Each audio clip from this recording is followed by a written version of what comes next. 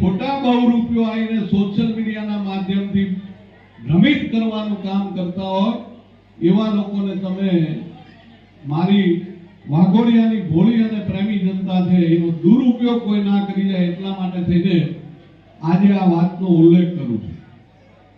મારે આ વાતનો આજે ઉલ્લેખ કરવાની કોઈ જરૂર નથી, પણ આવનારી તાલુકા પંચાયત જિલ્લા પંચાયત જ્યારે આવી રહી છે ત્યારે 2022માં જેને ડિપોઝિટો ગુમાવી હતી એ લોકો પાછા ફરી એવું કે અમે વાઘોડિયાની જનતાની સેવા કરશું અને એ પણ ભારતીય જનતા પાર્ટીની સામે ચેલેન્જની વાતો કરતા હોય તો મિત્રો, અમારા પત્રકાર મિત્રોના માધ્યમથી કહેવા માંગુ છું, આ વાઘોડિયા બોડી બામણીનું ખેતર નથી, એટલે એવો કોઈ પ્રયત્ન કરતા નહીં.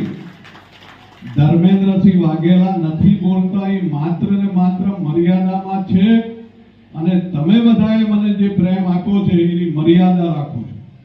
બાકી જે દિવસે તમે કોઈ એવો પ્રયત્ન કરવા જશો તે દિવસે આ ધર્મેન્દ્રસિંહ ઈટનો જવાબ પથ્થરથી આપશે. આ તમારા માધ્યમથી કહેવા માંગુ છું.